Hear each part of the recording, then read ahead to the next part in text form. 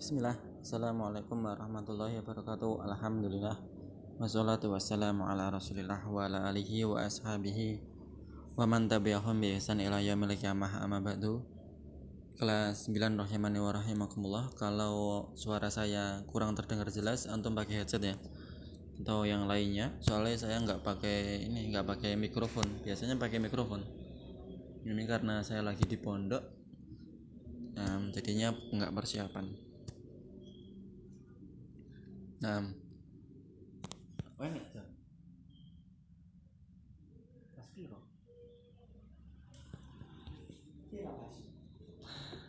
kita masuk ke pelajaran yang selanjutnya atau pelajaran yang ke-8 ya.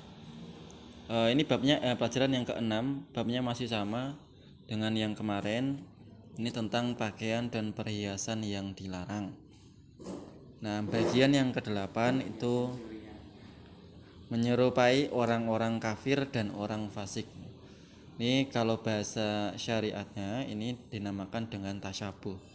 Jadi tasyabuh di sini pengertiannya mengikuti mereka dalam berpakaian yang khusus untuk mereka. Jadi di sini ada di garis bawah itu yang khusus ya.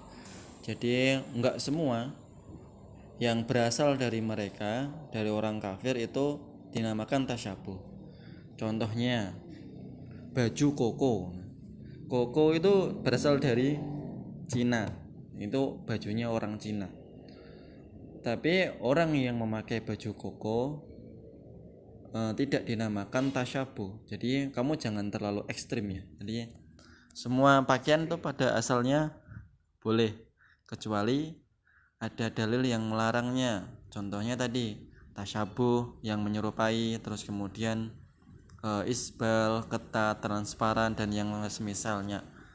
Nah, adapun koko itu asalnya memang dari Cina, itu bajunya orang Cina asalnya. Kalau kamu lihat film-film Cina itu mereka guru-guru silatnya pakai koko. Nah, tetapi sekarang baju koko digunakan oleh kaum muslimin bahkan untuk sholat.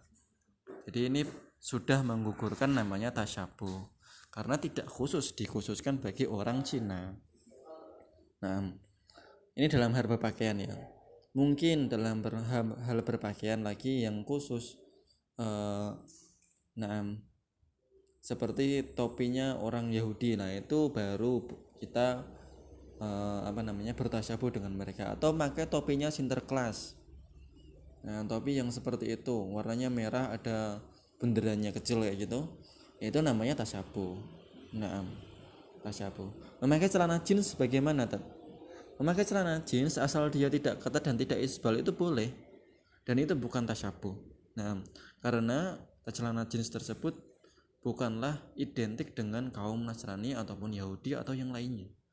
Orang muslim, bahkan muslim di Indonesia ini kebanyakan mereka semuanya punya jeans di rumah. Nah, jadi perlu digarisbawahi di sini ya, yang di sini adalah tasyabuh. Yang berupa pengkhususan. Kalau kamu pakai pakaian itu berarti kamu, ini pakaian yang dikenal oleh, ini yang sering dikenakan kaum A gitu. Nah itu biasanya itu namanya maka itu yang dinamakan dengan tasyabuh. Nah, karena Nabi SAW mengatakan man tasyabbaha biqaumin fahuwa minhum, barang siapa yang bertasyabuh atau menyerupai suatu kaum maka dia bagian dari mereka. Menyerupai suatu kaum ini hal yang umum ya, tidak hanya dalam berpakaian tetapi dalam peribadatan juga. Contohnya yang sekarang terjadi, memasukkan lagu nyanyi-nyanyian ke dalam syariat Islam. Ibadahnya orang Islam tuh tidak ada yang nyanyi. Kalau ibadah yang nyanyi itu ibadahnya orang Nasrani. Nah, ibadahnya orang Nasrani. Dan itu termasuk tasyabuh dalam hal peribadatan. Nah, kemudian ada lagi tasyabuh dalam hal makanan.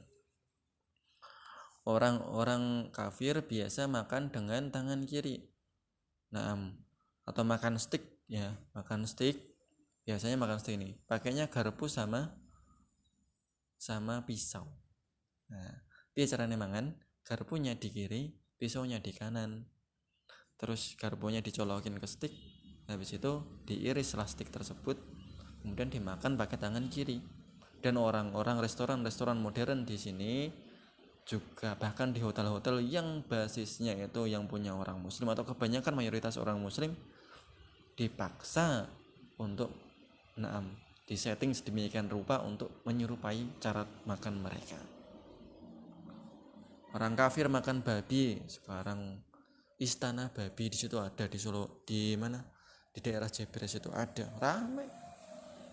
Nah itu salah satu tasyabuh dengan orang kafir dalam hal makanan. Di peribadatan sudah, pakaian sudah, makanan juga sudah. Nah ini termasuk tasyabuh. Anna Nabi sallallahu alaihi wasallam la yakun yatruk fi baitihi syai'an fihi tusalib illa naktuhu. Kemudian Nabi sallallahu alaihi wasallam Nabi sallallahu alaihi wasallam lam yakun yatruk, tidak akan membiarkan, fi baitihi syai'an, di dalam rumahnya itu sesuatu yang di dalamnya terdapat salib, kecuali beliau rusak. Kemudian ini hadis yang sangat kemarin kita sudah singgung tentang hadis bahwasanya orang-orang sepeninggal Nabi sallallahu alaihi wasallam mereka akan mengikuti sunnahnya orang-orang sebelum mereka. La tattabi'unna sunanun man kana qablakum shibran bi shibrin.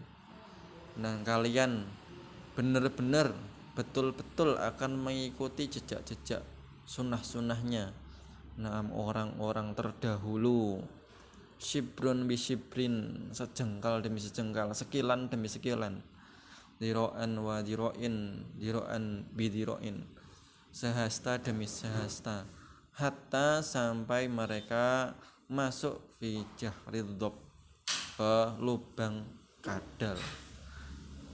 Tidaklah kalian akan mengikutinya.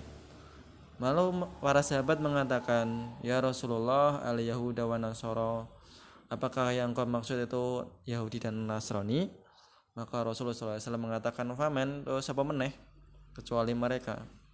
Berarti ini tanda dari Nabi SAW bahwasanya kita, ya bukan kita ya, kok nggak enak banget kalau kita, mereka orang-orang yang datang setelah Nabi SAW akan mengikuti jejak-jejak orang-orang kafir sedikit demi sedikit. Kemarin ada Valentine Day, orang-orang muslim pada merayakan, beli coklat, ada di Indomaret semuanya jual coklat yang sekilo, itu memperingati Valentine Day. Orang-orang muslim ikut beli. Terus ada lagi acara hari Raya Masehi ya, tanggal 1 Januari itu. Nah, orang-orang muslim juga ikut merayakan. Sedikit-sedikit mereka ikut. Kemudian mereka kemarin ada juga yang berhari raya Imlek ya, Gongsi Facai.